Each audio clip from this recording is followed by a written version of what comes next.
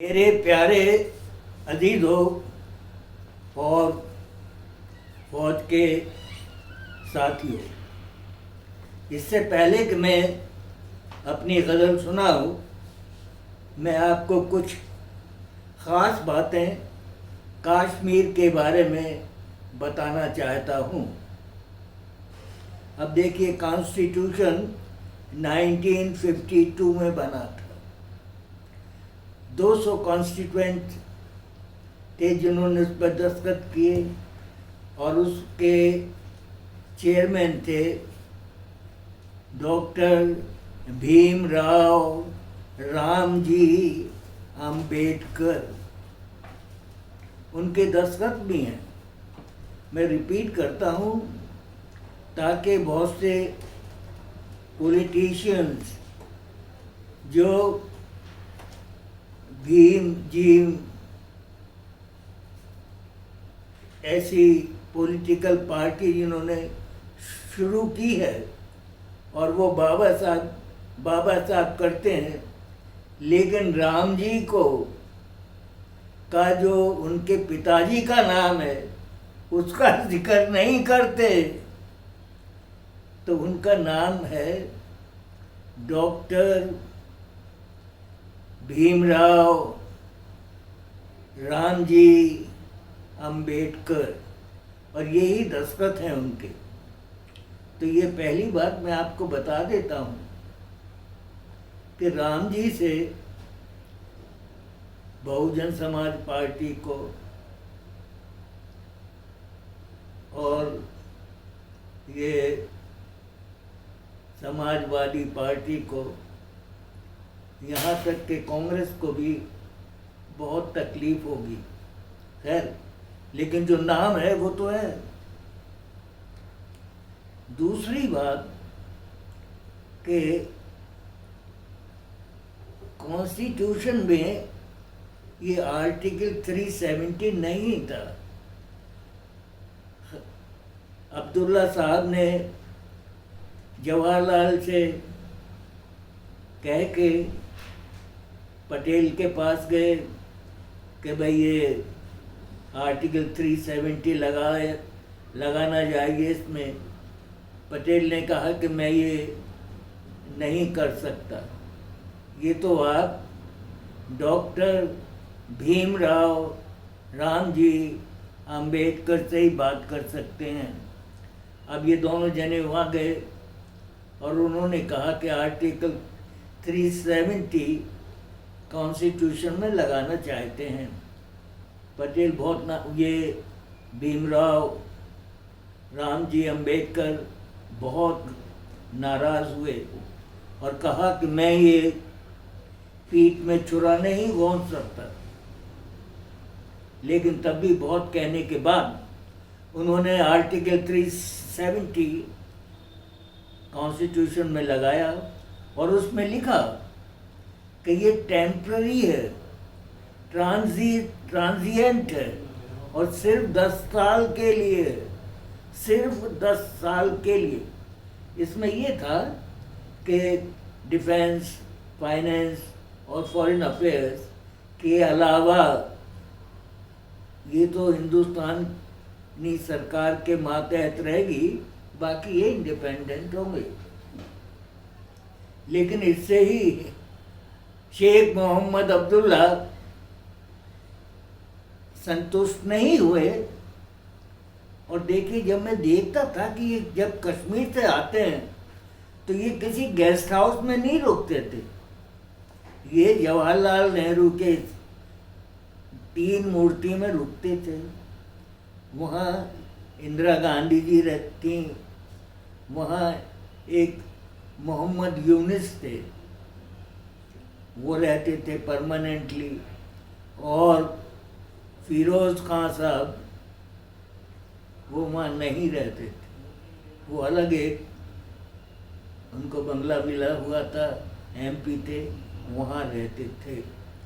तो उन्होंने दोनों ने मिलके, शेख मोहम्मद अब्दुल्ला और जवाहरलाल ने एक ये एक जिसको कहते हैं नेहरू अब्दुल्ला अकॉर्ड, उसमें ये था कि कश्मीर का अलग कॉन्स्टिट्यूशन होगा, कॉन्स्टिट्यूशन के अलावा उनकी नेशनैलिटी अलग होगी और उनका फ्लैग भी अलग होगा। और ये इन्होंने बिना कैबिनेट के पास कराए हुए ये प्रेसिडेंट के दस्तखत करा के और पार्लियामेंट में भी पास करवा लिया। जवाहरलाल नेहरू का बहुत रुतबा था। तो ये 1953 में नेहरू अब्दुल्ला अकॉर्ड ये कॉन्स्टिट्यूशन में ऐड कर दिया। और इससे ये था कि कश्मीर का ये तो बिल्कुल एक अलग स्टेट हो गई, उनका कॉन्स्टिट्यूशन अलग होगा, उनकी नेशनैलिटी अलग होगी और वो अलग फ्लैग लगाएंगे। अब देखिए इतना हो गया और फिर भी हम कहते रहे सब अखंड अंग है। अखंड अंग काहे का है? कॉन्स्टिट्यूशन अलग है, नेशनैलिटी अलग है, फ्लैग अलग है, काहे का ये अखंड अंग है। लेकिन ये बहकाए में आते रहे। अब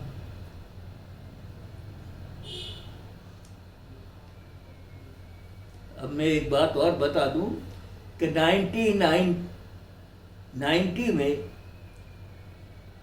वीपी सिंह साहब का जन मोर्चा, ये वीपी सिंह साहब प्राइम मिनिस्टर बन गए, मोहम्मद मुफ्ती सईद साहब ने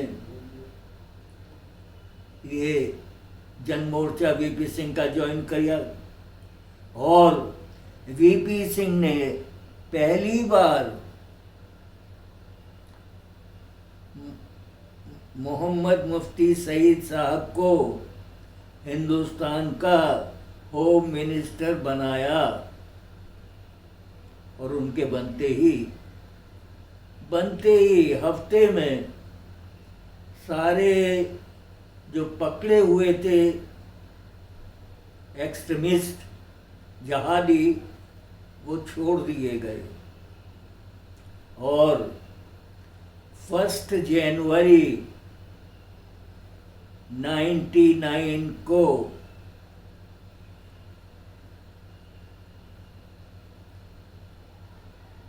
ये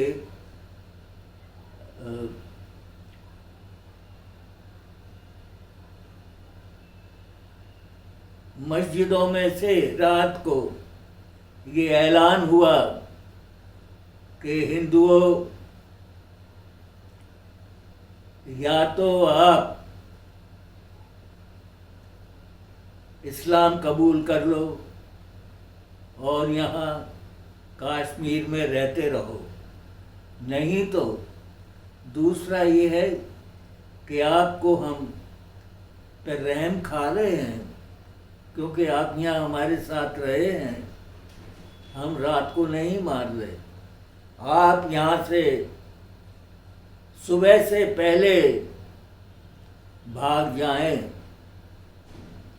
क्योंकि सुबह को हम आपको कत्ल करना शुरू करने वाले हैं। लेकिन जाते वक्त आप अपनी बीवी बहन बेटियों को अपने साथ ना ले जाएं, वो हमारे लिए माले गनीमत में हमको मिलेंगी।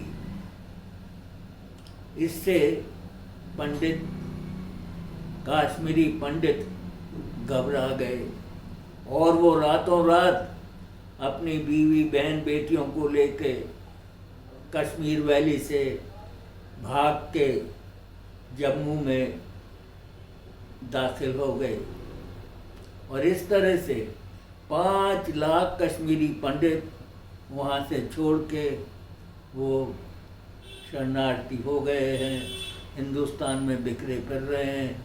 किसी ने भी इसकी मजम्मत नहीं की है आज तक। ये सबसे भयंकर सानहा है, लेकिन किसी ने भी इसको इसकी मजम्मत नहीं की है कि ये जो किया है मुसलमानों ने, ये बहुत बुरा किया है। खैर, अब मैं अपनी आप को ये गज़ल सुनाता हूँ, तो अब आप समझ पाएंगे जो इस गज़ल में लिखा हुआ है।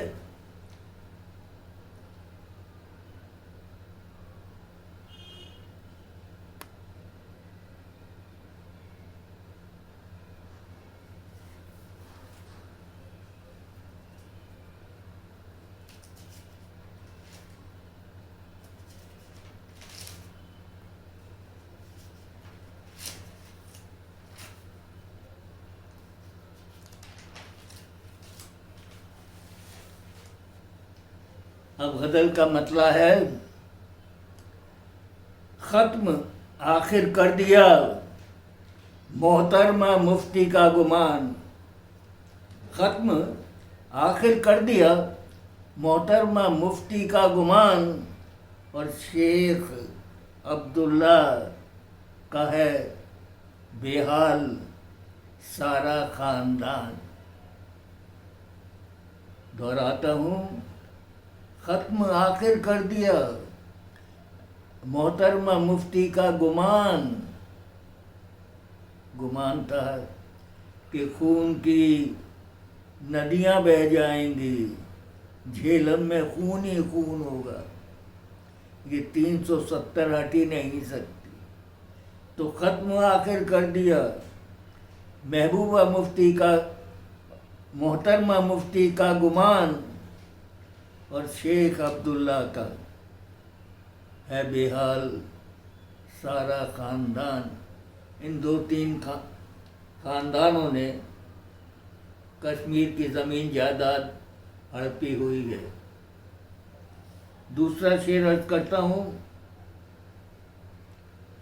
365 सियासत मिल गई जब हिंद में। 365 सियासत मिल गई जब हिंद से, पटेल से कश्मीर की ले ली थी नेहरू ने कमान। अब पटेल होम मिनिस्टर थे, 365 स्टेट्स को उन्होंने हिंदुस्तान में शामिल कर लिया था। यहाँ तक के निज़ाम का हैदराबाद भी और भोपाल भी जो पाकिस्तान में शामिल होना चाहते थे, उनको भी हिंदुस्तान में शामिल कर लिया। लेकिन अब सिर्फ एक रह गया था, कश्मीर। अब जवाहरलाल नेहरू साहब ने पटेल से कही, अच्छा मैं तो इंटरमीडिएट में पढ़ता था, सारा पता था कि ये कश्मीर का जवाहरलाल ने अपने पास रख लिया। अब पटेल इज्जत करते थे, उन्होंने ये जवाहरलाल को सौंप दिया कि आप जो हैं कश्मीर को मिलाने का इंतज़ाम करिएगा। तो ये था कि 365 सियासत मिल गई जब हिंद से, पटेल से कश्मीर की ले ली थी नेहरू ने कमान। और शेख अर्ज है कि शेख अब्दुल्ला का नेहरू से था शेख अब्दुल्ला का नेहरू से निजी रिश्ता भी था। शेख अब्दुल्ला का नेहरू से निजी रिश्ता भी था। दोनों के आबाओ अजदा थे करीबी मुसलमान। आबाओ अजदा कहते हैं पूर्वज। दोनों के आबाओ अजदा थे करीबी मुसलमान। अच्छा, ये हमको भी अजीब लगता था कि शेख अब्दुल्ला साहब जब आते थे वो इनके घर में ही ठहरते थे और बड़ी ऐसा रहते थे जैसे बहुत ही आसानी से मिले जुले। और ये इनको एक बार ये गए थे हज करने और वहाँ उन्होंने बहुत सी गद्दारी की बातें की, लौट के आए, पकड़े गए, मुकदमा चलने वाला था और जैसे ही वो डिस्ट्रिक्ट सेशन जज के अदालत में मुकदमा पहुंचा, जवाहरलाल साहब ने उस मुकदमे को वापस ले लिया। तो उनकी बहुत ज़्यादा रिश्तेदारी थी। मैं अर्ज करता हूँ कि शेख अब्दुल्ला का नेहरू से निजी रिश्ता भी था। दोनों के आबाओ अजदद थे करीबी मुसलमान। और शेख अर्ज करता हूँ एक अलग सियासत का कानूनी मसौदा कर दिया, एक अलग रियासत का कानूनी मसौदा कर दिया, एक अलग आईन और एक अलग जिसका निशान। अब जैसे मैंने अर्ज किया था कि 1953 में नेहरू अब्दुल्ला अकॉर्ड में ये कर दिया कि उनका कॉन्स्टिट्यूशन अलग होगा, उनकी नेशनैलिटी अलग होगी और उनका झंडा अलग होगा। बिल्कुल कानूनी तौर से एक मुस्लिम स्टेट बना दी, बिल्कुल। तो एक अलग आईन और एक अलग जिसका निशान। तो साहब शेरज है, एक मुस्लिम मुल्क के मानिंद करना था जिहाद। अब कश्मीर को एक मुस्लिम मुल्क के मानिंद करना था जिहाद। पंडितों पे हुक्म फरमाया कि अपना लो कुरान। अब देखिए बिल्कुल एक अलग इंडिपेंडेंट इस्लामिक स्टेट बन गया। अब इनको शरीयत के मुताबिक जिहाद करना था। और जिहाद 4 तरह के होते हैं। जिहादुल सैफ, तलवार से, जो कश्मीर में कर रहे हैं। जिहाद बिल लिसान, वो है बोलने से। बहुत से लोग बोलते हैं, फौज की बुराई करते हैं, हिंदुस्तान की बुराई करते हैं और वो इस्लाम की तारीफ करते हैं। तीसरा है जिहाद बिन कलम, लेख लिखते हैं, लेख लिखते हैं, बहुत लेख लिखते जाते हैं जिसमें वो हिंदुस्तान की बुराई करते हैं।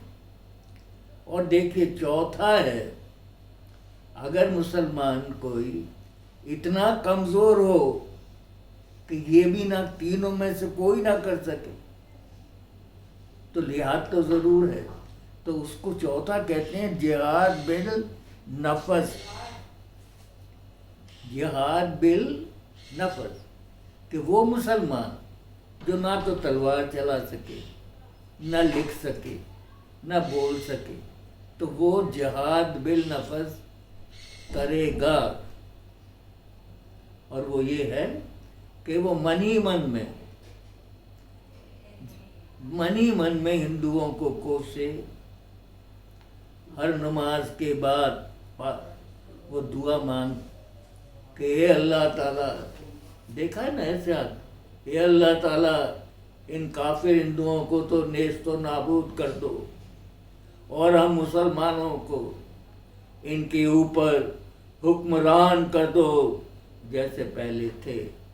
अल्लाह ताला आमीन। तो दिन में 5 बार वो हमारे खिलाफ दुआ करते हैं। उसको कहते हैं जिहाद बिल नफस। खैर, तो एक मुस्लिम मुल्क के मानिंद करना था जिहाद। अब कश्मीर को जिहाद तो करना था, वो अब भी कर रहे हैं। पंडितों पे हुक्म फरमाया कि अपना लो कुरान। अब 1 जनवरी 1999 को रात के वक्त ये ईदगाह मस्जिदों से ये ऐलान किया गया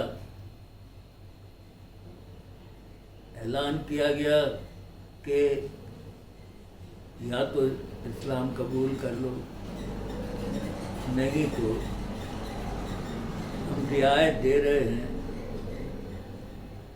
रात को भाग जाओ, क्योंकि सुबह से हम कत्ल करना शुरू करेंगे। लेकिन अपनी बीवी बहन बेटियों को मत ले जाओ, वो माले गनीमत का हिस्सा है, वो हम अपने में बांट लेंगे। तो ये कर दिया। अब वो कश्मीरी पंडित तो बहुत घबरा गए, इसलिए वो रातों में ही, रात को ही वैली से भाग लिए और जम्मू में आए, शरण ली। तो ये अब समझ में आ जाएगा कि कश्मीरी पंडितों के साथ क्या हुआ। और वो जब हुआ जबकि इंडियन होम मिनिस्टर मुफ्ती मोहम्मद सईद थे और एक प्राइम मिनिस्टर हुए हैं इंडिया के, वीपी सिंह बेचारे इंग्लैंड में, उनको बीमारी थी शुगर की, वो इंग्लैंड में चले गए, वो हर रोज़ उनकी ये मशीन से शुगर ठीक की जाती थी। और अब तो उनको कोई जानता भी नहीं। एक वो शेड्यूल कास्ट ट्राइब का छोड़ गए। तो वीपी सिंह साहब ने पहली बार ये दिखाने के लिए कि वो बहुत ही सेकुलर हैं, उन्होंने मुफ्ती मोहम्मद सईद को हिंदुस्तान का होम मिनिस्टर बनाया था। और बनाने के कुछ ही महीने में यह वारदात हो गई। खैर,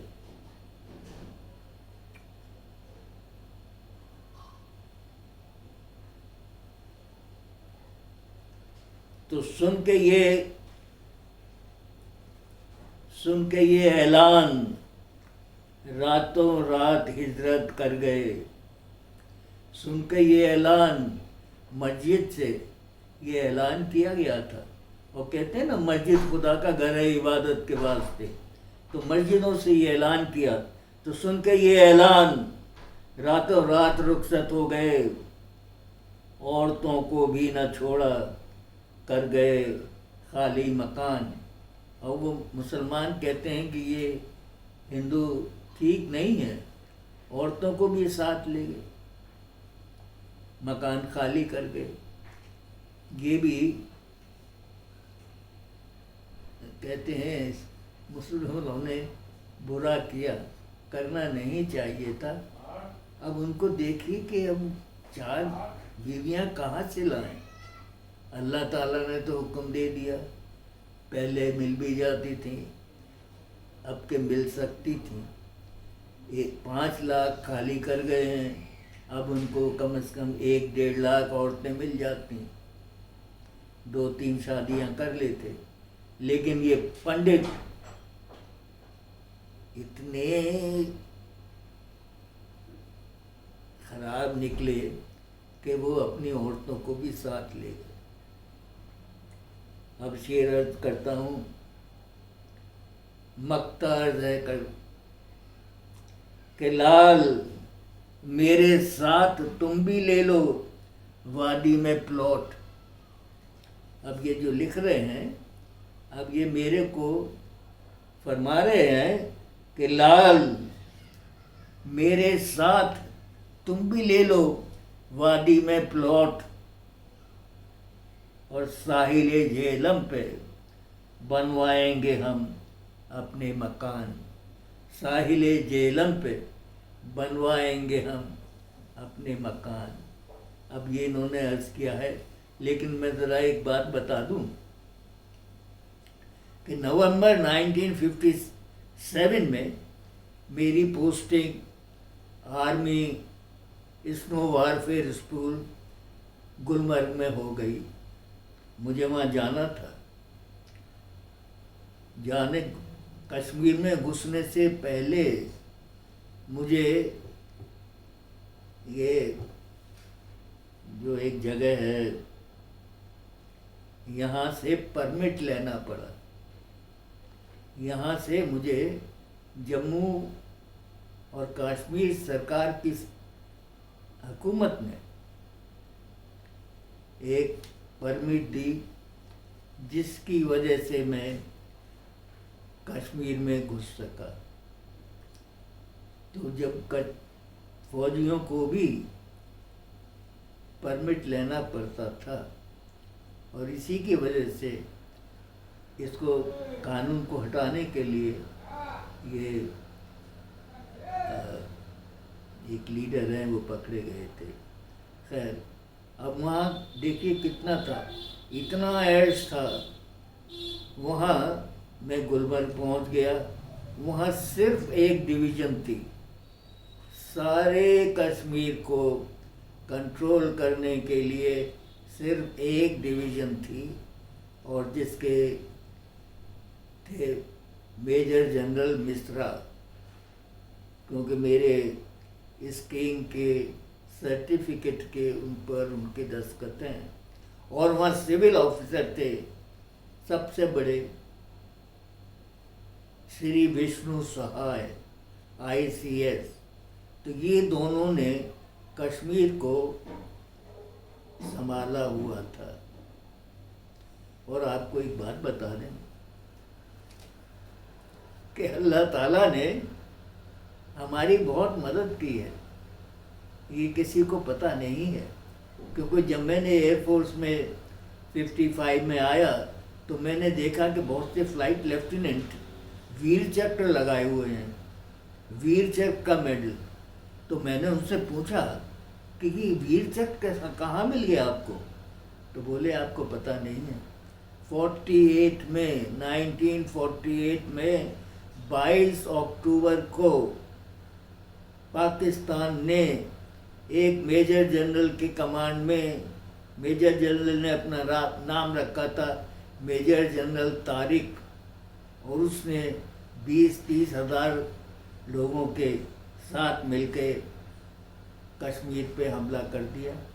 प्लानिंग थी कि 25 अक्टूबर को वो कश्मीर अड्डा अपने कब्जे में कर लेंगे, और श्रीनगर में 25 अक्टूबर को वो अपना कब्जा जमा लेंगे, और 26 अक्टूबर को पाकिस्तान के पास 1-2 डकोटा थे, वो डकोटे में कायदे आज़म तशरीफ़ लाएंगे, क्योंकि 26 को ईद थी। तो ईद जो है कायदे आज़म मोहम्मद अली जिन्ना वो कश्मीर में श्रीनगर में मनाएंगे। लेकिन उन्होंने एक ही दिन में 12 मूला फतेह कर लिया, सिख और हिंदुओं को मार दिया। अब वहाँ क्रिश्चियन मिशनरी भी थी, बहुत खूबसूरत औरतें थीं। अब वहाँ उनको 30-40 हज़ार औरतें मिल गईं। अब उन सिपाहियों ने कहा जनरल तारिक को कि हम इन औरतों को लेके, सामान को लेके श्रीनगर तो नहीं जा सकते, अब हम इनको अपने घर रखाएं। जनरल ने कहा कि भाई एक ही दिन है, एक ही दिन है, ईद 25 को हमें श्रीनगर पहुंचना है। एक दिन में अगर आप करा सकते हैं तो कर दीजिए, छोड़ के फ़ौरन आ जाए। अब वो सिपाही, वो मुसलमान इन औरतों को और माले गनीमत को लेके अपने घर चले गए। लेकिन वो एक दिन में नहीं लौटे, क्योंकि उनको तो इन औरतों के साथ गुजारने थे। 3 दिन लग गए और 3 दिन बाद वो, और इन 3 दिन में महाराजा हरि सिंह ने एसेशन इंडिया से कर लिया और इंडिया ने अपनी फौज श्रीनगर भेज दी। इस तरह से श्रीनगर बच गया। श्रीनगर अड्डा इंडियन एयरफोर्स के अंडर में आ गया और वहाँ जो हमारे पायलट थे, क्योंकि वहाँ हमारे पास थे हार्वर्ड जिसमें 2 गन लगती थी, 2 गन लगती थी, वो इस्तेमाल हुए और उन्होंने हवाई जहाज़ से इन मुसलमानों पे फायरिंग की। और उन्होंने कभी हवाई जहाज़ से फायरिंग नहीं देखी थी, उसमें वो बहुत मरे। और अल्लाह का कहर के श्रीनगर उनके कब्ज़े में नहीं आया। और इस वजह से, इस शरीयत के माली गनीमत की वजह से हमारा कश्मीर हमारे पास रुक गया, नहीं तो हमेशा के लिए कायद आज़म मोहम्मद अली जिन्ना के पास रहता। अब ये अल्लाह ताला का एहसान है हमारे ऊपर, इंशाअल्लाह बना रहेगा।